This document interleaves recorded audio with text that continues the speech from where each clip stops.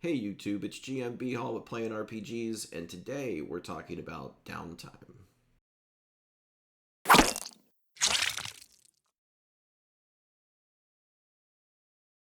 I have come to find that downtime is almost as essential to a campaign of D&D, or in this case, old school D&D, we play BX, OSE, as any of the other three pillars of D&D that we know of. There's roleplay, there's combat, and there is exploration.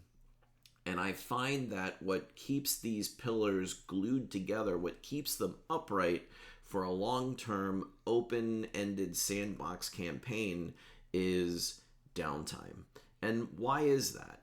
For for a one shot, I think it's okay to you want to get the players into the action quickly.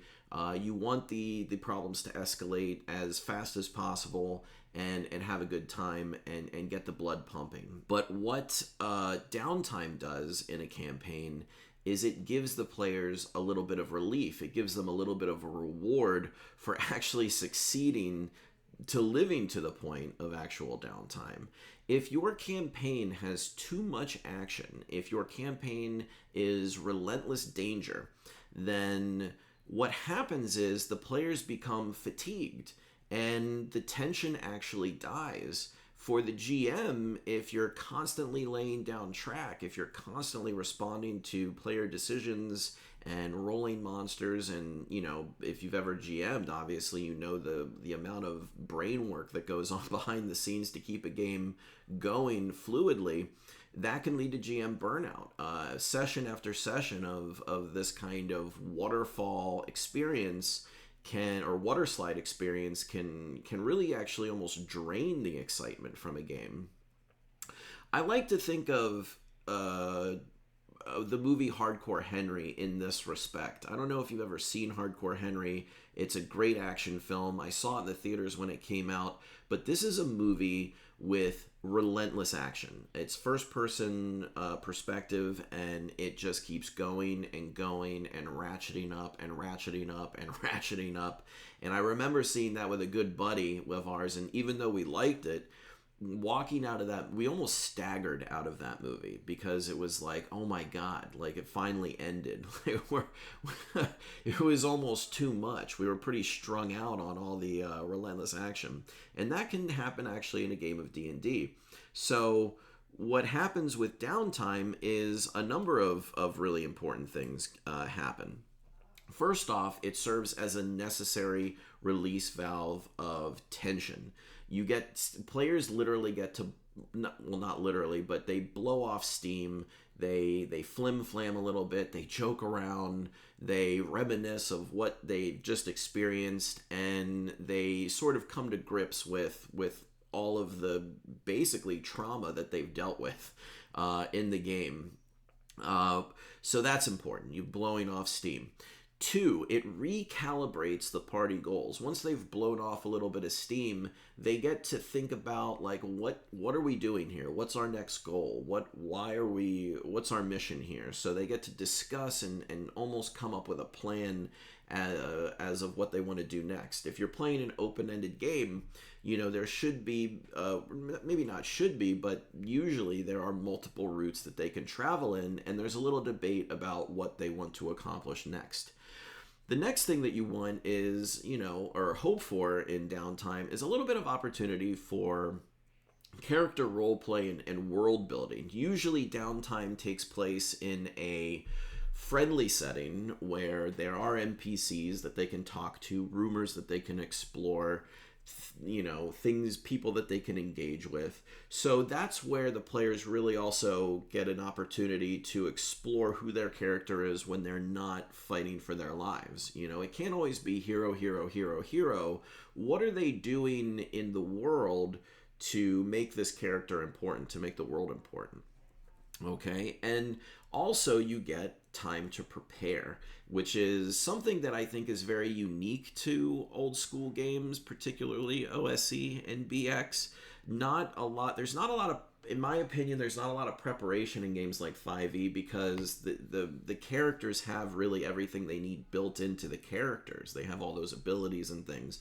In a game like BX, you need equipment. You need to restock torches. You need to restock rations. You need to restock equipment. You want to make sure that you have extras of everything. These are usually hard-fought lessons for characters when they go into a dungeon and they realize, oh no, I don't have rope or enough rope, or we're running out of torches. So that opportunity for characters to refill their equipment is a good thing in this game. 5, it's a way to build anticipation. So, after enough flim-flam, after enough role play, after enough discussion and planning and equipping, this naturally builds up into, we're ready for action. We're ready to go. One of the scenes that I think of is the movie Commando with Arnold Schwarzenegger. If you haven't seen it, check it out. But there's a part where he's about to go into the last act of the film, and he goes into Walmart, and he just takes all the weapons. They have automatic weapons, they have shotguns, they have ammo. He even picks up a rocket launcher.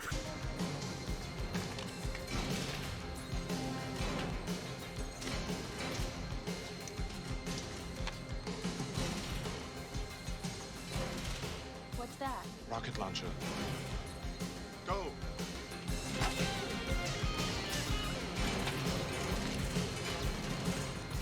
Right? So, and that equipping builds tension for what's actually going to happen. You almost get this kind of Leroy Jenkins moment where it's like, enough planning, let's go, let's get it, let's begin the adventure.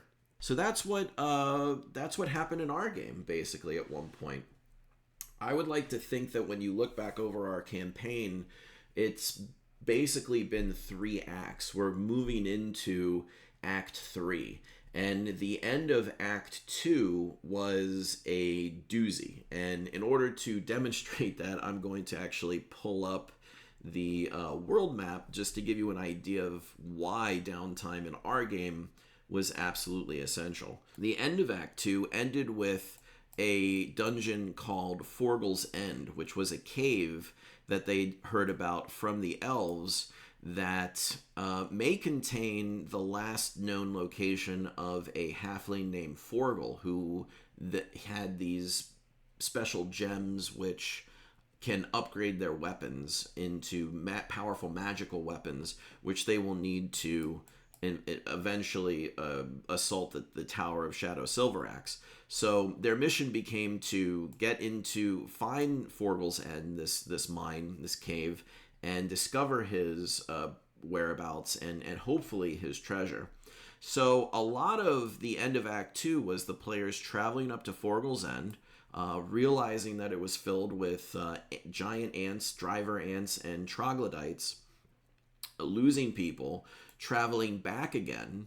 We had a little bit of a mini downtime where the players decided they were going to build a dungeon siege vehicle, something to help protect them from these monsters. Then they traveled back into the dungeon once they were fully prepared, and it was a battle. It was basically a troglodyte lair, and I have a couple videos on it if you want to watch those combats, but it was pretty brutal stuff.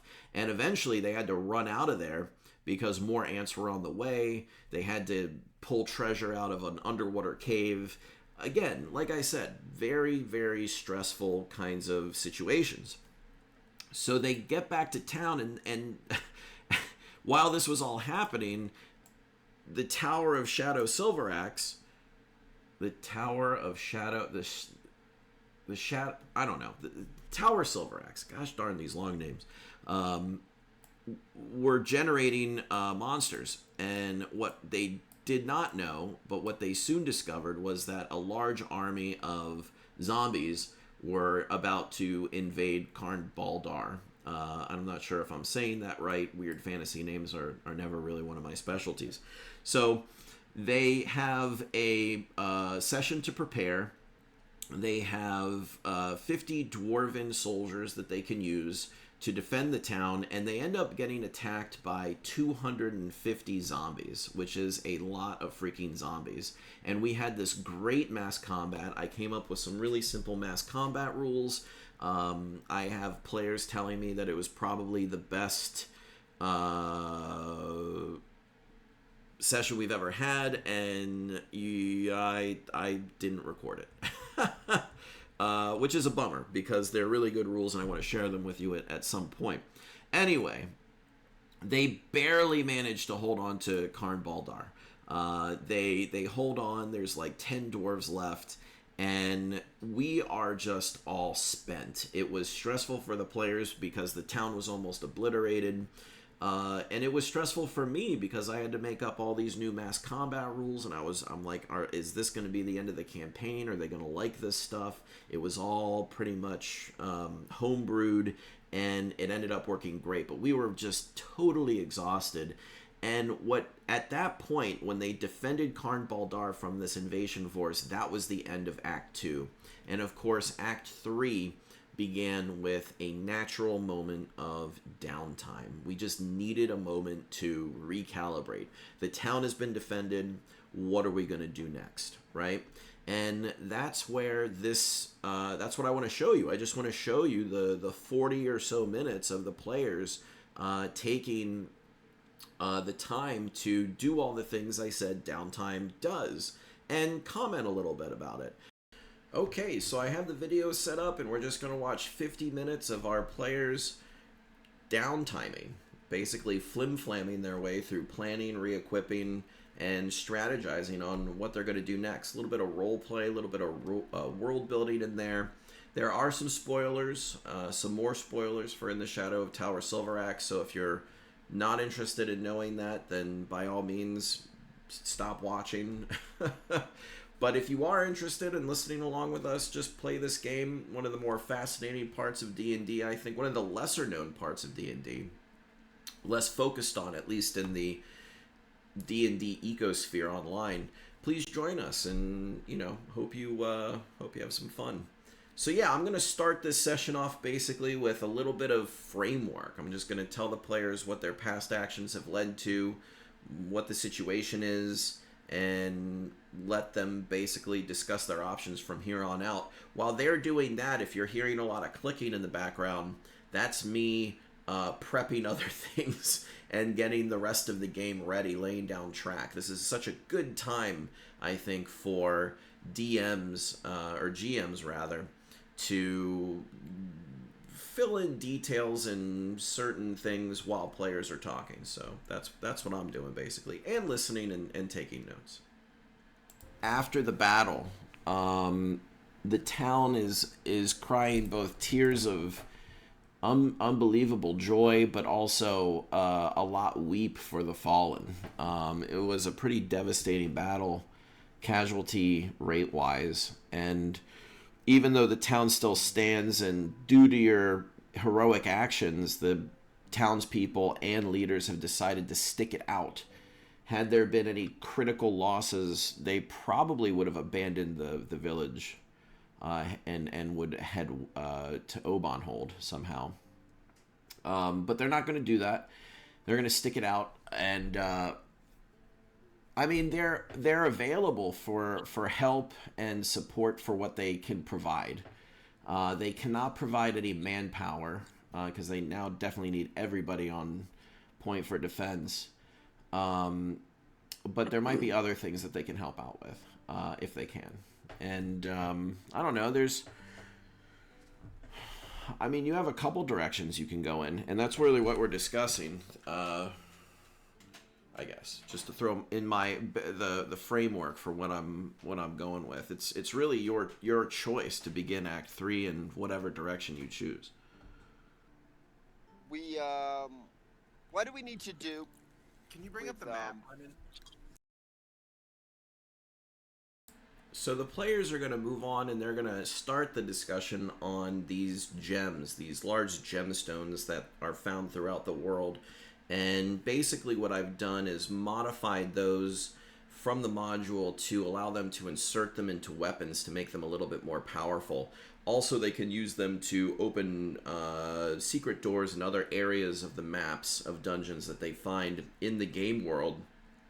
The balance, though, is that at this point in the campaign, it appears as though there is some kind of magical pull on the characters.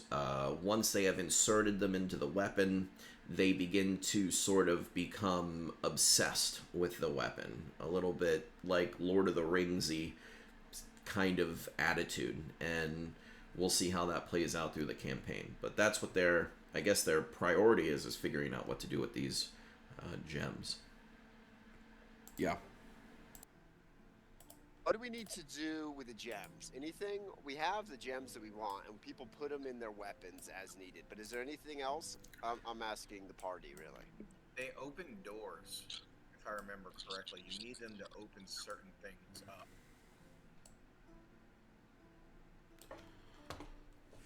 So, like, remember in the mine, there was like a mouth that we stuck one in, and it opened like something up. Yeah. So I know that that's part of it. But to our knowledge, we've acquired all the ones that we thought were out there, right? How many did we get? We got 5. We got 4. I thought there was a bunch. Yeah, I thought there was a bunch that we didn't get. I thought there was like, I don't know, 7 or something. My notes say that we got 4. Who has them? I don't have any. I mean, those are just like group ones. I have one in my shield, slotted in my shield, and Oma has one in her warhammer. So where are the other 2? Just in a... No, those are already found. So we've still got 4 unused ones. Oh. No, we don't hear you, Heather. No. So I mean, I don't know if your weapon has a slot, Billy. We never established that, and I don't think Greg's does either. So at this point, we just have the 4 gems. I mean, my weapon has a slot, but I don't want to use up a second one because this should be distributed evenly, I guess. Does this include the one you buried? No, the one I buried is in my shield. I got it. Okay, and there's 2 other, and you're carrying them. Is that correct? Just you have. No, I mean, I don't know who's carrying them. We actually have 4. We have 4 unused gems. Man, I don't remember. I don't even. In addition to the 2. Yeah, in addition to the 2 that were used that Oma has used and I have used. I don't have any, but I don't care. I mean, I can't use it. That's what I'm saying. I don't think you actually have anything that can use a gem, do you? No, I don't. And I'm just saying we might want to just divide them up, not for just in case something bad happens. Yeah, I'm fine with that. Yeah, I think everybody should keep a gem in their pocket. I think the actually we should give them to the clerics, because they seem to be like, I don't know if the bad people if the demons are after them as well or not, but it would seem like they're kind of powerful items. And now that we're facing dark undead hordes, maybe the clerics should hold on to them. All right, well, let's do that. So I'll take one. Well, Oma is going to have 2 then, which is fine. Heather, can you hear us? Well, she can hear us, but she's having trouble talking. Okay, she doesn't technically have 2 because she only has 1 used up slot, so she's just carrying 1 and she has 1 in her weapon. Right, that's what I'm saying. I'm just trying to keep an inventory of it. So Oma is going to carry 1 and have 1 in her weapon. Is carrying 1. Gump has 1 in his weapon. Sorry. Very laggy. Am I on? Yeah. Barely. I'm very, is she skipping to anybody else? Yeah, she's skipping to me. Okay, I was about to say. So, while Heather is having technical difficulties, and that is a usually constant problem playing online, I do want to let you know that normally we all pretty much play in the same neighborhood. I mean, we all live on the East Coast, but in this case, Greg and Heather, during the session, they are on a road trip out in Zion National Park in Utah, I think, and they have paid for Starlink, Elon Musk's satellite Wi-Fi, to be able to keep playing while they're on this road trip in the middle of, basically the wilderness. So that's freaking awesome, I think. That is so cool. These guys are so dedicated to the game that they actually pay extra money to have this technology, but it's really a cool part of playing online. You know, if you can find a group that can get over the fact that we're not all playing face to face, it's really neat that you can literally play anywhere in the world these days, given, you know, access to the right technology. So very cool stuff. And my camera is lagging. Woo! Okay. Jude is gonna carry one. We'll give to Tanya. We'll carry one, and then that means there's a Okay. third one, a fourth one that somebody else can carry. Whoever wants to hold it. Maybe Bilius wants to hold it. Sure. These are gems. Yeah. the How many? gems. Wait, so you have just... I'm so sorry. Can you repeat that for me? I want to write that down in my notes. How many I have 6 weapons total. have you upgraded? We upgraded the shield. Gump Shield and Oma's Warhammer, and those are the only 2 upgraded weapons. Remember Not those. hearing you, Heather. No. Remember those who We have failed 4. a check are now a little bit obsessed with their weapon. Yeah, I recall that. And then we just got 4 loose ones. that And then haven't been 4 reserved. loose. Right, but we don't have them all assigned because if Oma takes another one, meaning her hammer and 1, Gump has 1 in his shield, Jude has 1 in her pocket, Tatiana has 1 in her pocket. That's only 5. So, Bilius so was gonna take- Bilius, you're gonna carry 1 in your pocket, okay? Yeah, okay. This is just, what's this called? Just, It's a gem. One of these builder gems. One of the they're orange gems. I don't know. Heather, you're breaking up really bad. But you can hear me? Oh, there Oh, you there are. you go. That was bit. better. There you go. That was Now- better. Hello? Yeah. Hello? Okay, You're in. now we Okay. can hear you. good. I'm going to turn it off most of the time because of the wind. I'm sitting outside, but I am here and I can talk and I hear you guys. All right. Nice. We can hear you good there. We're coast to coast right now, baby.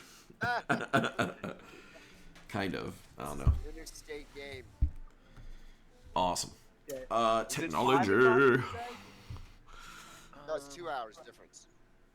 All right, I have a question because Gregator, actually, as I refresh my memory, he's interested maybe before doing more is going to the Sorkin ruins because that's where he has been taunted by probably the vampire. And that's on Mount Kasengi, right? I don't know. All right, so they've discussed what they're going to do with the gems, and now they're going to talk about where they're going to go. They are going to decide their direction, risk assessment. They're going to look at the map a little bit, make some decisions. That's going to lead into some role play, and then, you know, try to find some information about what they should do next. So all this stuff is a big part of downtime. Recalibrating is kind of what I call it, like finding the next direction, the next leg of the journey. This is where we saw the vampire. 'Cause I recall because you stayed behind on the mountain. But we never saw him. It was his voice was coming through. Kind Oh of yeah, it was just a gash. It was just in a gaseous form. We don't know. Okay, can you hear me now? Yes. Yes, perfect. It looks Where like do we there's- know where Sorkin ruins are, Brendan? The Sorkin Valley lies far to the northwest. Oh, that's right. Oh, It's it's like a- it's the Sorkin. Oh, okay. It's marked. Okay. Mark. Oh yeah, there's This that. is Oh, Sacred. there's an O and an Sacred. X. There's 2 things over here that we haven't gone to. Yeah. Okay, so Y'all need to like Regator. annotate your map. No, I had spelled it wrong. Part of it. I see it there next to Sorkin Valley. I didn't have the H in front of it. I just had Sokrin. Yeah, we should probably label the X's instead of just being like, oh, here's an X on the map. I have no idea what side this shit in. So I guess then I'm not opposed to going to the Foreskin Valley and checking out this other thing on the way, possibly too. Oh, I thought it was the valley. Oh, damn. We've all been called it wrong. Sorry, and do we believe Forgel's Peak? No one ever remembers the name of the valley for some reason. Tower? Where's the tower? Tower is in the Labyrinth of Shadows, so in this middle area. We've never found it. So, Gregator, and that doesn't mean, like, Gregator wants to go to the Sacred Valley. Jude is friendly with Gregator, but also recognizes that, you know, getting to this tower in the Labyrinth of Shadows is something that must be done. And she's like, we could do Hisorkin, but we don't want to dick around too long. Yeah, but we need more weapons. Like, magical weapons are required, if I recall. And only, let's see, who has one? Gregator has one. I guess we're all pretty close to having one, except the new people. Sergeant Stash, Titania, Onyx. Jude doesn't have one either.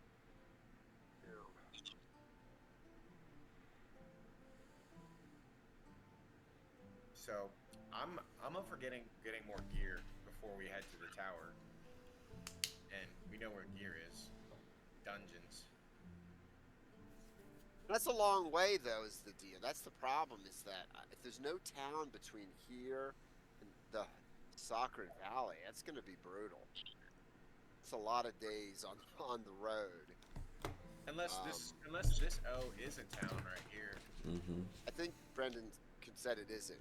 Are there any villages? Let's ask the local villages in Karn.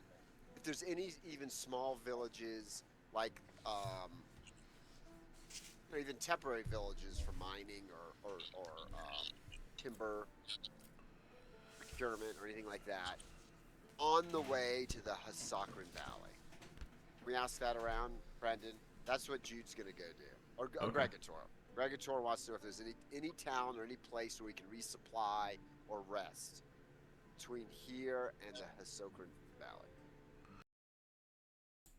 So that's a great question. It's a great moment in roleplay, I think. And my challenge here as a GM is to give them enough information, but without giving them too much information. And the ums and uhs that come in the next few minutes of me talking indicate me trying to walk that line while improvising the information they need. So it's a struggle. It's always a struggle as a GM. What to tell, what not to tell.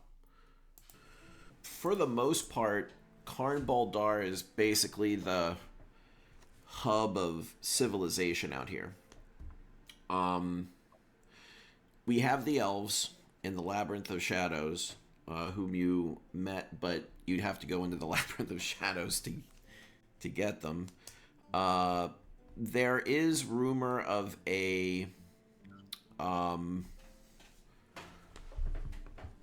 what's the word? A lone mage, old magic user,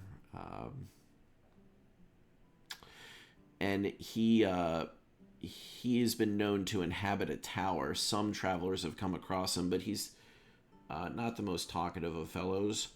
And you even hear rumors, but they're scoffed at and laughed at, that there are possibly giants that live in the reaches of Torthen Hall and I say Saccharin. I'm just because it's easier to say. I'm assuming the H is silent, but we can say whatever we want.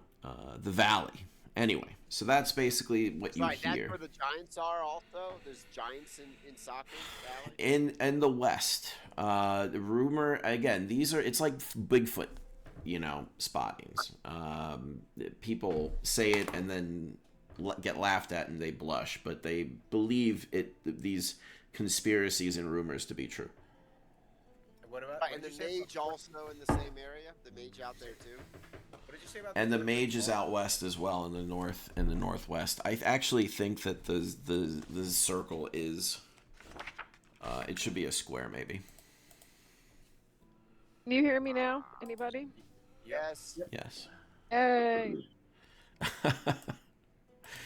So Oh, if man, there's that a mage sucks. here, So did you say that the giants are at Horskins Valley or at Tarthrin's Hall? Torthan's Hall. They're rumored to be in the west. Nothing too specific. Anything about Fang Ridge?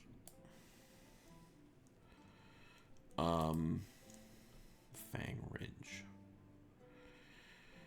I mean, there are temples and dungeons and places worthy of exploration and adventure, laden with gold and magical items and who knows what builder crafted materials.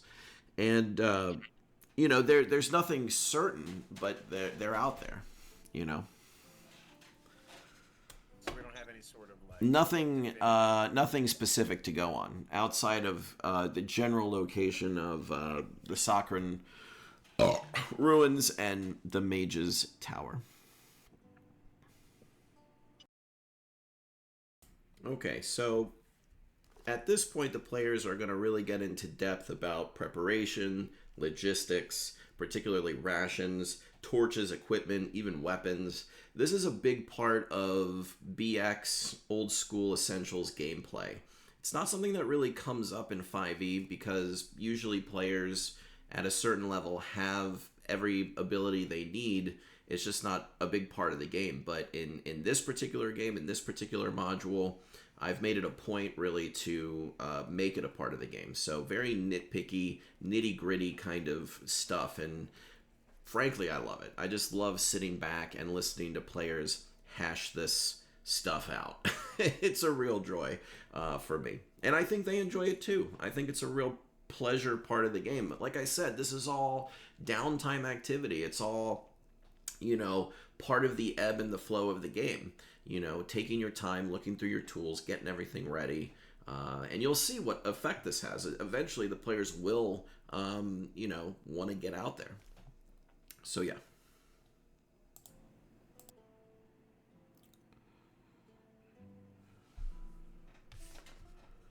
I think we should resupply.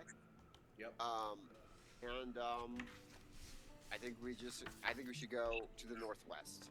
I think there's the Mage's Tower. We might get some information or some stuff out there along the way.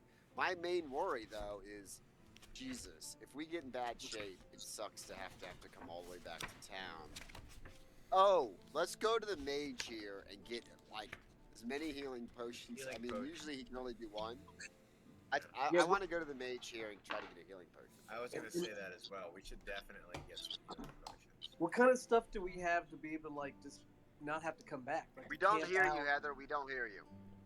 to gather food on our own and stuff like that. Like, what stuff could we get to? We don't have to trek back to town all the time. Well, I mean, you guys have. Well, that's the problem, I guess, is. Well, Iron rations. You have a lot to carry, but you do have the equipment to do so. You carry whatever you want. I mean, whatever there is the town can supply to you, they will do so. Are we bringing the dungeon siege engine with us? Oh yeah. I mean that just is it's toe behind. There's no reason not to. Did we have that repaired? Wasn't it all? It wasn't too broken bad, up? but you're right. We probably should spend some gold getting that fixed. We should pool our money. And Brendan just tell us it wasn't too severely damaged, but it probably could use, I would guess, a good 100 gold worth of repairs. Yeah. And do Yeah. those iron rations Yeah, let's go ahead ever and say go that. bad? Can you Iron just buy rations like? don't Alright. go bad. They do. Everybody not. debit. I don't know. Everybody debit. Let's say 15 gold. It might be easier to put all rations, like you guys just pool it together and then every day deduct as a party what your ration situation is, if that makes any sense. I think it'd be easy individually. It's hard to keep track of, but that might be an idea.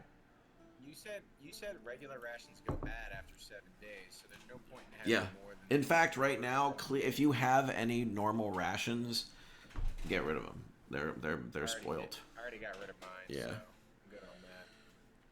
So You guys all hear me? 15 gold each for repairs okay, to I'm the. taking it. Is that coming from both characters?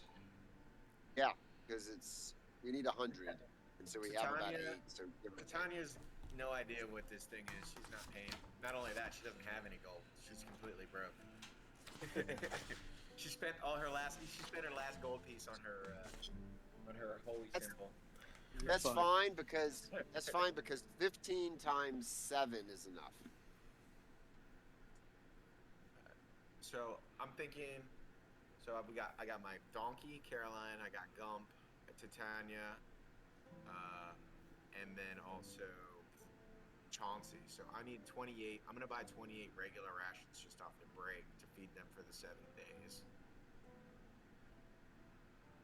Yeah, I'm clearing out my rations. Now I'm just gonna put that in. Put that on my. I keep all my on my donkey just as a easy way to place to put it. So 28. So that's 4. That's 20 gold pieces.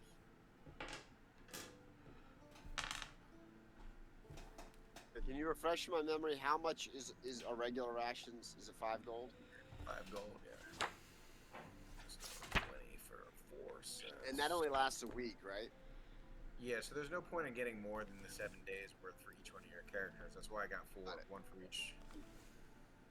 All right, everybody get, for their main characters, spend 5 gold and get 1 perishable 7 ration and get a couple iron rations. Yeah, I've already got 34 iron rations on my cart. What? Yep. I've been buying iron rations like every time we come back to town. How much are the iron? Oh, how much are the iron? They're expensive, and actually Gump has 14 of his own, so I've got a total of. What? I gotta buy some for my mule too. I've got 48 iron rations already. How much are iron rations? Is that 10? I think they're 15. 15. Let me check. Okay. So let me see. At 28, what is that? That's 2. It's not even 2. So,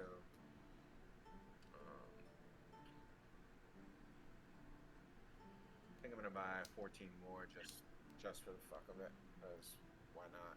Jesus. All right, Hey, everybody. man, we don't want to go hungry out there because you start getting exhausted. I'm with you, but it's like our health is so low that we have to come back usually after 2 weeks anyway. Yeah, but they never go bad, so it doesn't matter. How do you think I've accumulated so many? Because they don't go bad. It's another 30 gold. I'm gonna buy 1 more iron. So I have 4 weeks of food.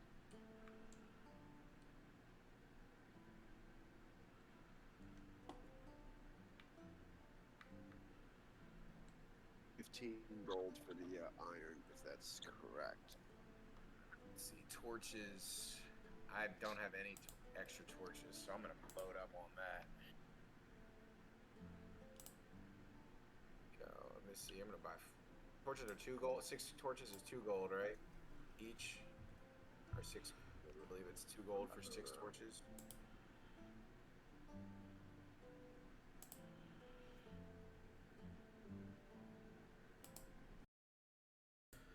So while the players are really getting into the nitty gritty about how many rations they're bringing, how many torches they're bringing, which is a real issue in this game, and this is great for the GM, you are in the background getting your prep ready. I'm basically getting an encounter ready that they will actually have as they traverse over land. So it's partially you're listening to the players while they're getting into this really crunchy detail, but part of it is also it gives the GM time to get what they need to get done. It's not always, laying down track, always improvising or going off of your notes. And that's why downtime is such a good thing for both players and GM. This is such a good time for everybody just to collectively get on the page that they need to get on.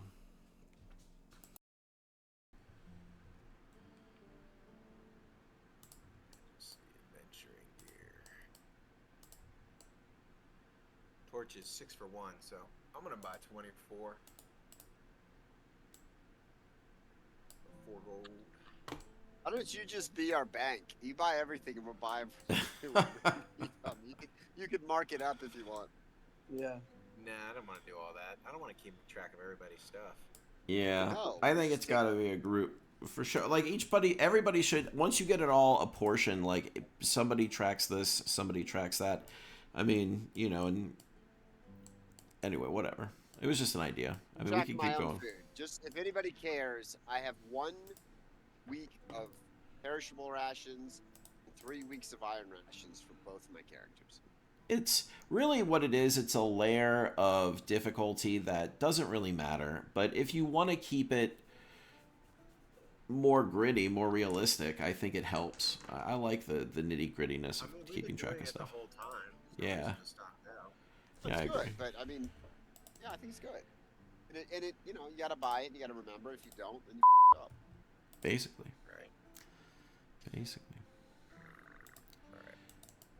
Yeah, I would say Jude is definitely in the market for a better weapon. She's just she's not great in combat. I mean, she's got armor and shit, but also, you know, she's just swinging a mace 1d6. It'd be nice, and she doesn't have any bonuses to that attack, so it'd be nice. Right. She could get a hammer or mace. Do we have any? Is anybody carrying any climbing gear like pitons and stuff? Oh, I have something. Yes. Yeah, I Let me think I have see, something too. Actually, I have. Gump has a couple of spikes in this small hammer.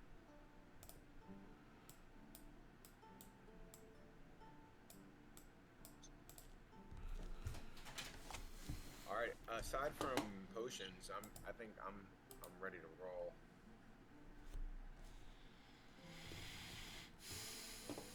Gump is gonna outfit Tatiana.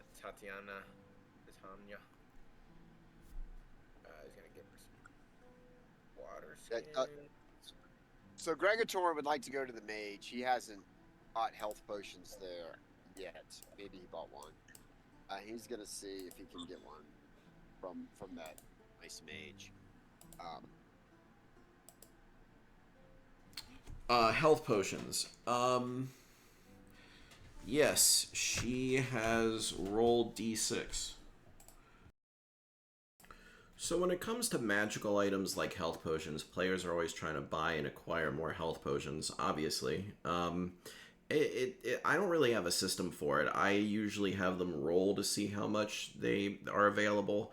But as you'll see, sometimes it's not about the money. Sometimes it's a moral issue. You know, I try to make getting and acquiring magic items less about spending tons and tons of gold, even though you could do that, into maybe more of, you know, using other kinds of resources.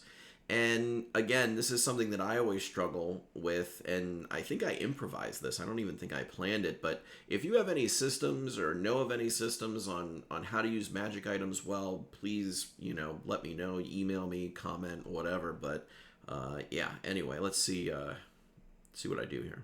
Health potions. You roll. I roll. See how Mhm. many. I'll roll.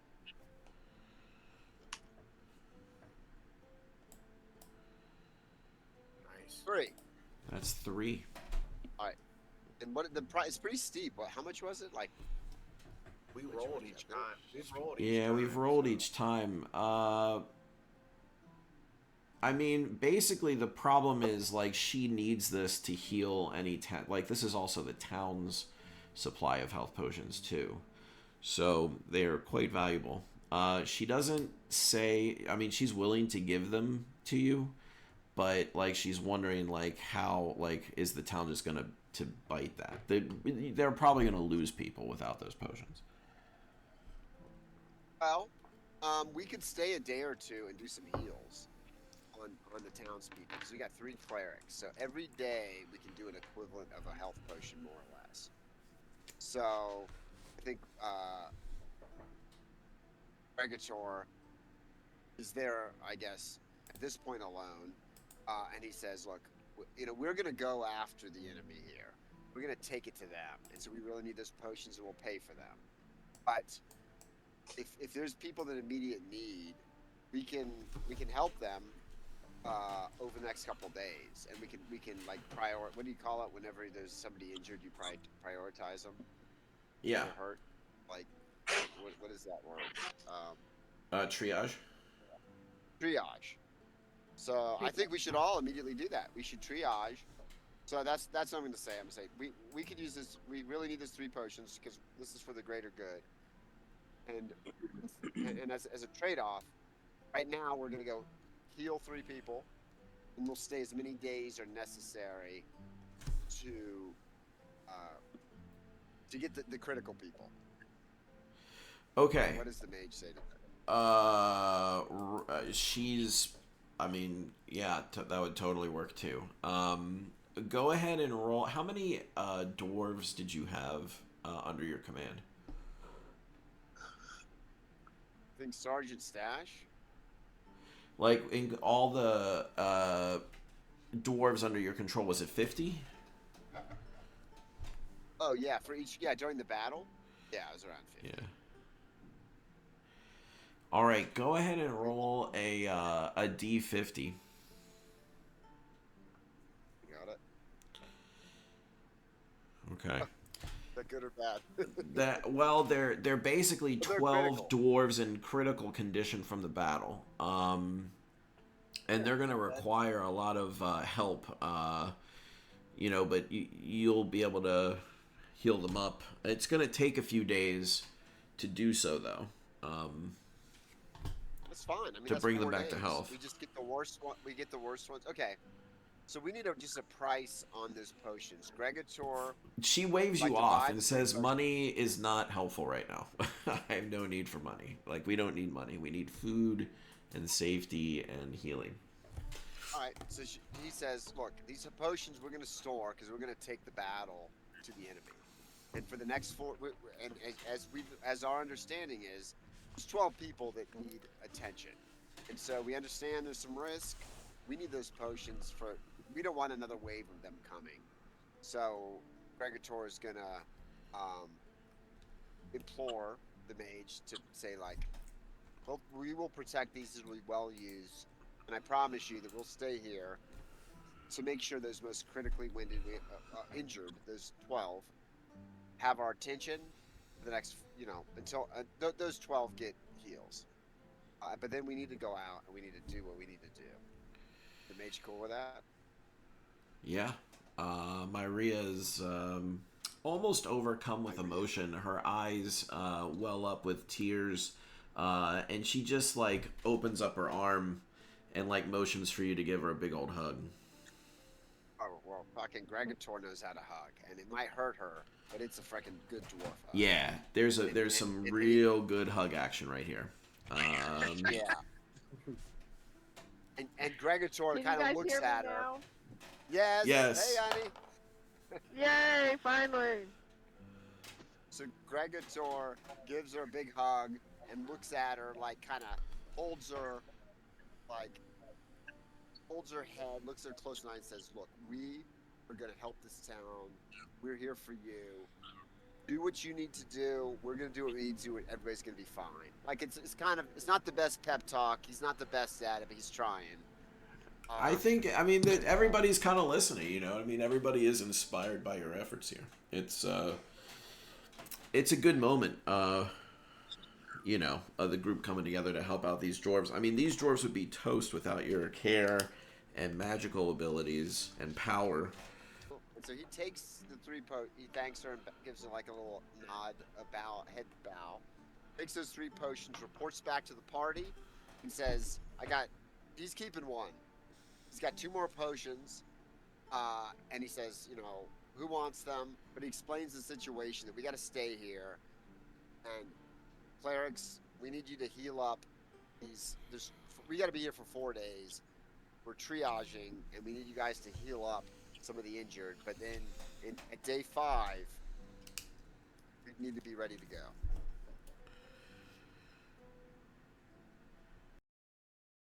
So I just really like that moment, and it's very old school D&D play style. There's no charisma roll. There's no ability check that they need to make. This is the situation. And I think Gregator does a great job of role playing his way through it. Offers a reasonable solution. The resource that they use is time. I do have a calendar that I use. I might share that with you at some point in another video to keep track of time, because if you're doing this kinds of stuff, time does become important. And that's what they do, and I think it just leads to a really interesting world building moment for me and them and role play. So just really great kind of, this is what I'm talking about. This is that flim-flam part of downtime that you just don't get when you're necessarily exploring, or when you're definitely maybe not when you've entered combat. So cool times. This forms the glue once again that makes those other moments interesting and valuable and intense. I mean, whoever wants to take them. Well, I don't think the clerics need them, but anybody can have the other two. Because Gum's not going to turn down a healing potion, so he's going to grab one. Yeah, Billy still has one. I never used the one I had. Yeah, I don't have. I That's fine. used mine up, so I didn't have any. So Onyx has one. What about Stash? Let me check. Stash is pretty. He's only level 2, right? Yeah, he only has 10 hit points. Yeah, he does not have a healing potion. All right, give him one.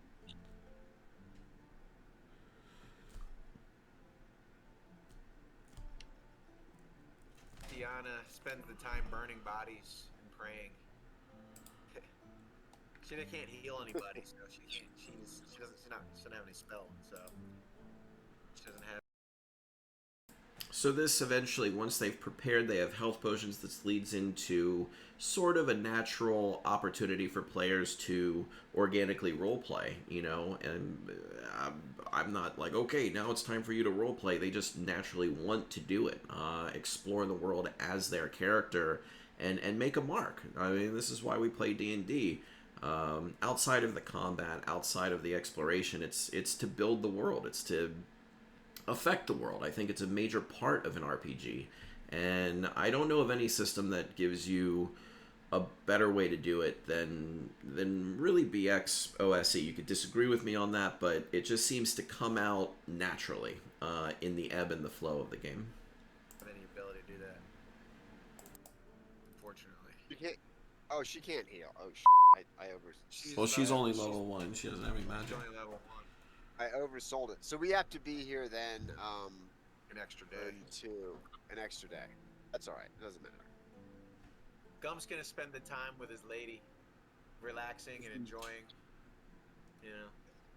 He's like, this might be it. He's like, I'm gonna get it in while I can, and he's gonna drink and eat, have sex, as much sex as possible. Much as Gump can do it. All right. I mean, the double D's is noisy for a couple days. These timber walls aren't designed to hold out sound. Now I know why they call it double D's. The diamond I gotta Jenny. spend some money to drink and to feed and eat some of the people too. So Gump is feeling he can't heal, but he can feed. He can feed and You're get gonna eat drink. some of the people? Is that what you just said? Feed and eat the people. Feed and eat the people. All right, everyone, draw your swords. Gump has gone crazy. All right, let's see here. I gotta pay for. Let's say I'll use 30 gold to do that. Wow, you're partying for 4 days. That's pretty good. Not bad. I think anybody who comes to Double D's gets at least a one meal and a drink on Gump.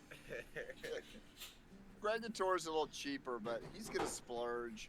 He's gonna spend 20 gold over the next couple days, just being generous to people. And Jude is gonna go and spend her whole time at the church, thanking Paylor for his awesome support.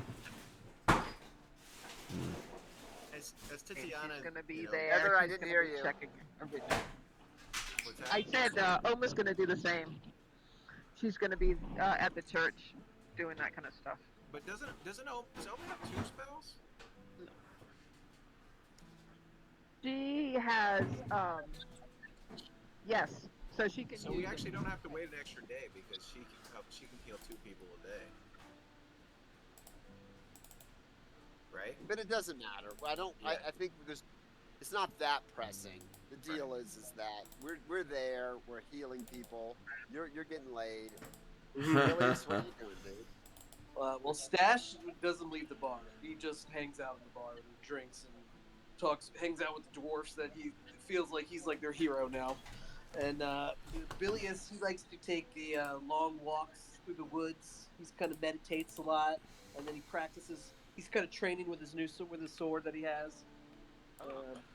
You know, he's more spiritual now. He feels connected with the wilderness.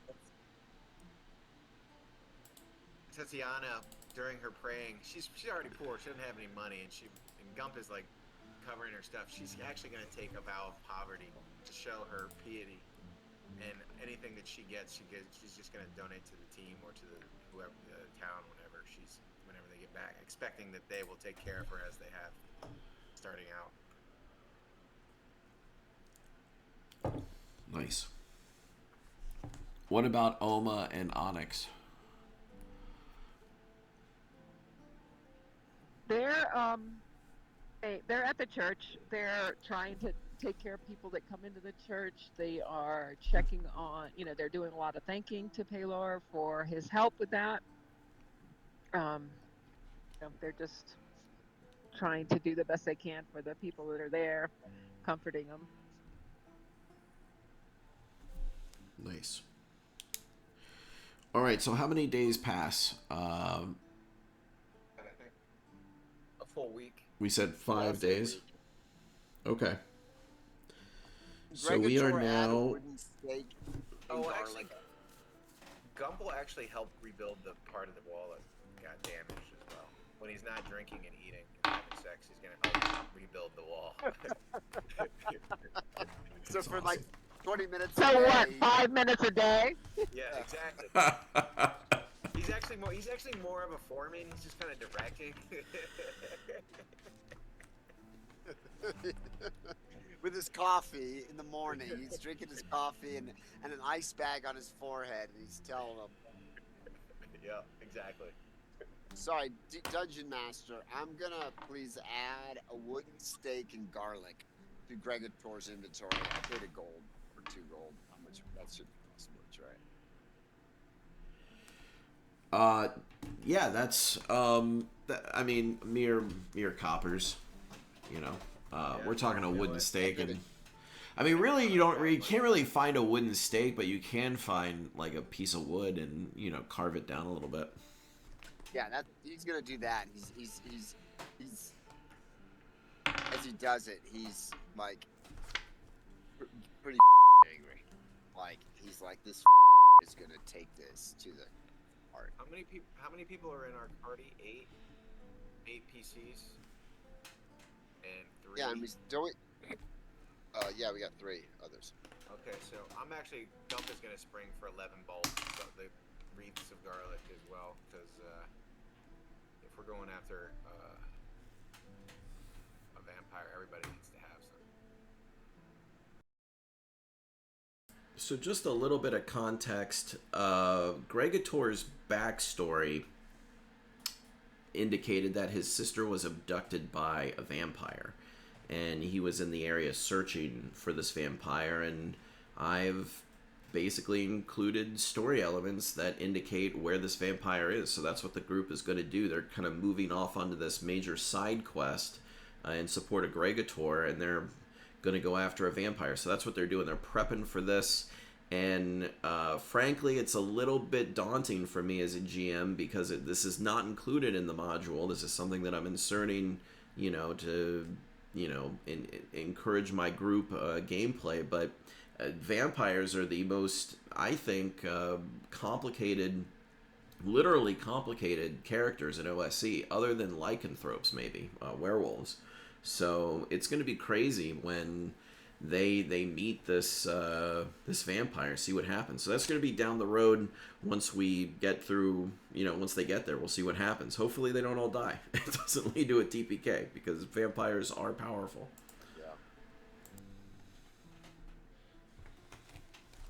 Is that what we're doing? So the You guys, retainers at the bottom. Okay, the retainers on the list: Pinky, Sluggo, Saladro, and Link aren't still all with us. Yeah, no one died. Pinky's dead. You're okay. Oh, Pinky died? When did Pinky die? I'm pretty sure Pinky died.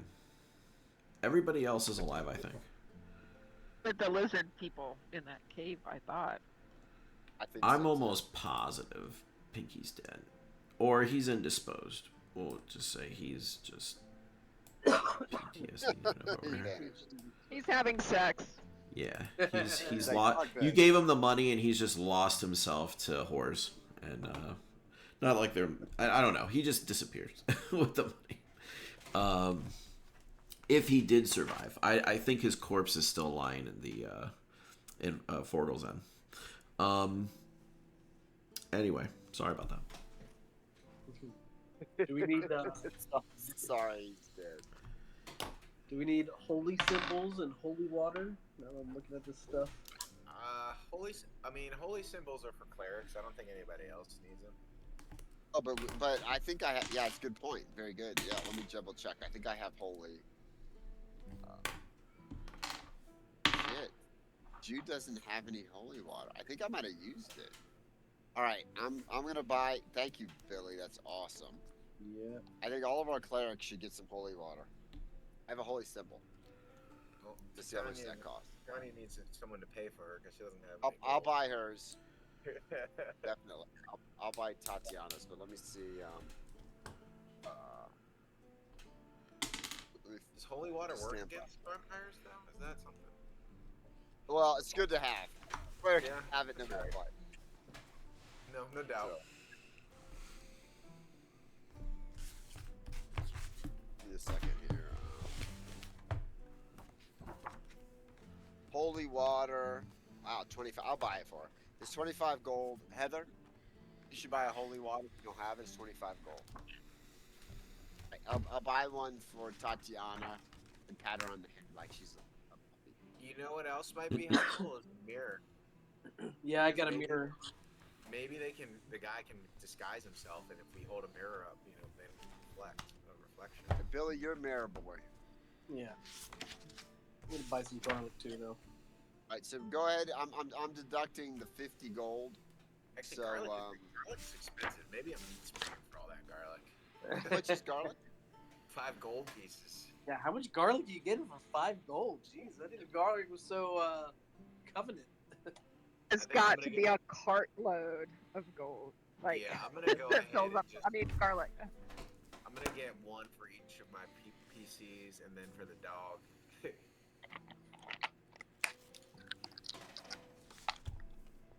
Everybody should buy their character and their PC and their retainer a garlic. Yeah, I got one for Titania, Gump, and for Chauncey. So who has retainers? Because I think Gump was. I mean, not Gump. Stash was gonna be a retainer. Now he's a character. But I don't know who are the retainers actually go to. We only have 2 left. Jude now. has Saladro. Jude has Saladro. And Wait, then, we have 3. Oma- Oma has Sluggo. And then Lago, what yeah. about Link? That's you. I think Link is dead, isn't he? No, the other one died. They're all dead.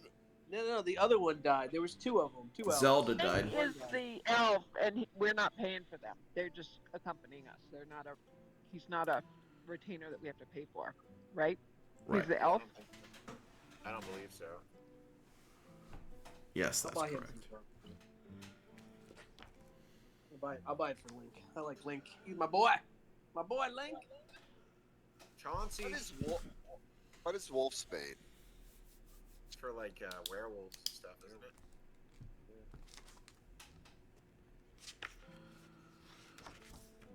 it? What about Chauncey? Oh no, Chauncey's getting a garlic wreath around his neck too.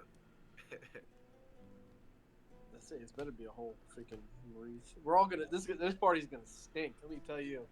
Or we're gonna make some good food. Yeah, I don't know. It depends. If you're hungry, it smells good. If you're full, it stinks. Yeah, they're gonna smell us coming down in the woods.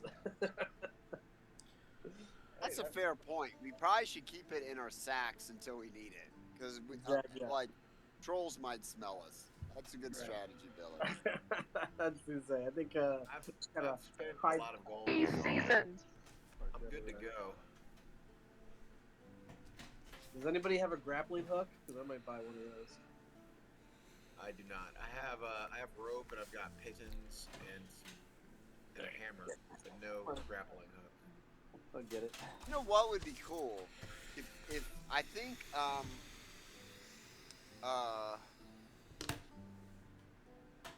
Onyx, like everybody can have stuff, but I think Onyx is the thief.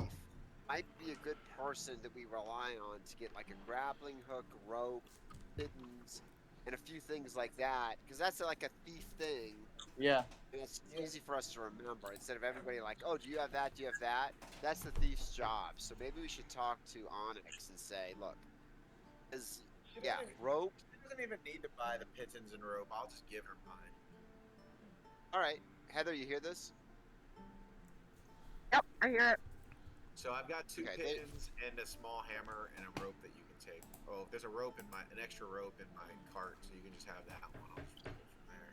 Yeah, move it there, and then grappling hook. Billy, you're right. That's probably good too. See that Onyx, I think, has a grappling hook. I'll have a second one. And I don't know what else. Okay, Is there anything I'll add else? that. Does she have thieves' tools and that kind of thing too? She has thieves' tools. She has some flasks of oil. She already has a little bit of rope, but that's about it. Okay. I think we're good. And who got the potions? Gump got one, and Bilius, you got one? Or who got the other potions? Billy had one, but we gave it to the stash. Okay. I think we're ready to roll. I'm gonna take a couple gold. Well, I guess there's nothing out there, so there's no reason for me to bring gold pieces with. So. You never know, because you could bribe somebody, but I think we probably have enough in our pockets, just in general, to bribe somebody. Yeah, I'm just gonna grab 10 gold pieces. Actually, I'll grab 14 gold pieces because I got 534, so let's make it even 520. Most of mine is in the bank, which is not so great. But I got tons of money, because I have Gregator on him has 200 platinum. So I would put that away. Damn, you got a lot of platinums. We're loaded up. I've spent the gold. I've got all the gear. So Gump is waiting at the gates, ready to with Caroline and Chauncey. well, Gregator's right there with him, and is like he gives. And Gregator have been through a lot. And that no words need to be exchanged, and just gives them like kind of a respectful nod, like let's do this shit. I just this is it. So you can see where all the nitty gritty planning, Oregon Trail-esque preparations for this long journey west lead to the moment where the players are now ready to go out on the adventure. It builds that tension to make the actual adventuring matter. They've invested the time and the money and the role playing to make the adventuring matter, and they want that adventure now. They've earned it, and like I said, now we're about to flow outward into the danger, into the exploration, and into the combat. So and this is a great time. The players are building up to it. The role play, the characters kind of standing up into this heroic moment. Without these moments, I just don't think combat or exploration really matters. It just bogs everything down. It gets boring, and we're like, why are we doing this? This is why we do this. It's the downtime that leads to these moments, and I love it. He does the same. Returns the nod and like he gives them a little slap on the shoulder. He's like, "I'm ready. Let's find your sister." So that you guys are headed to the Sacred Stay away from Ruins in the Sacred Valley. Well, we're gonna stop at that tower on the way. That's our plan, I think. Yeah, the Mage Tower, for sure. Mage Tower. We're gonna check that out. And anything else? I mean, along the way, Gregator's not like he's pretty. He recognizes that a slight detour to get potentially some better weapons for some of the party is not wasted. But he does want to try to confront this vampire and get his sister back. Cool. I'm down. Whenever you guys are ready, we can begin wilderness adventuring. The Onyx are there. They're ready. Yep. Titania is just following, Oma. Whenever it's time to go, she's ready to roll. Okay, let's roll. Let's roll. All right, guys. I will say this. Okay, just to tell you, we are now on the fourth fest day, rather, of Nixus, and we are entering in the month of Zagreus, still a winter month, almost kind of like early March, late February. It can be warm sometimes, but also you can get pretty hefty snows as well. So it's a month of transition. And as you leave Karn Baldar, you look out from the mountaintops and the valleys below, the tower beyond. Breathe in that mountain air and step off. Alrighty. Here we go again. Into the breach, old friends. At this point. Yep. And we have. Has it been And like we 2 have. months? How much time has passed in game? Sorry, have we had? Yeah, have we had a donkey and a cart and a siege engine? Right? We have 3 things like that. We have all We've got 3 donkeys. Imagine if you didn't. Let's go. And then wait a minute. We have 3. We actually have 3 donkeys: Billy the mule, Caroline, and Jack the mule. I love the name Billy there, guys. All right. Well, we're cruising. I mean, we're rested. I mean, I don't think we're like. I think we're not worn out yet. I would say. Like that was a tough thing, but we got a week to recover, and I think the energy of the town. We feel all right. I mean, we know we're going in, and the weather's probably getting a little better too. It was a brutal winter, so I don't think I think our spirits are okay, and Gregator is going to try to be the inspiration because he's got his sword, and he's motivated for his sister. So he's going to be like, he's gonna be, sort of the motivating member of it. Like if he sees anybody who looks a little tired and stuff, he's gonna go over and give him like a pep talk, offer a ration, whatever, because he's feeling motivated. That means You know that scene? What's that scene in what's it called? I'm gonna interrupt here, unfortunately. What is it? Big Trouble in Little China, when they take that potion and they're like, I'm feeling pretty good. And they're all looking around like nodding, like, I feel good. How about you? I feel good too. Those are the kind of vibes I'm getting. Yeah. So if Gregator sees anybody who looks a little tired or down, he's gonna be like, come on, man. You're good. You're awesome. We love you. Let's keep going. If you need anything, let me know. Awesome. The sword All right. is half of it. I feel so good. We're not even gonna take an encounter roll on this first day of travel. I mean, you guys. No. Oh, you want to? I mean, Woohoo! whatever. I thought that Awesome. the good vibes are just vibing, and whatever that means. And monsters can feel it, and they're not having it. So they'll, if there are any potential encounters, they stay away. Put your garlic away. Let's do it. All right, so that's it. That's Downtime, and it's great, because through all that nitty-gritty planning, recalibrating, deciding what direction they're going to go in terms of the campaign, a little bit of world building, a little bit of role play, flim-flammery, they're ready to go. They've invested in this next leg of the adventure, and it's time to get it underway. They're excited, and I'm very happy that you've joined me. If you've stuck around this long, I'll come back at you with a couple more videos in the coming weeks to see how they do on this leg of the journey. But yeah, thanks for watching, and I'll see you next time. Feel pretty good. I'm not scared at all. I just feel kind of invincible. Me too. I got a very positive attitude about this. Good, me too. Yeah.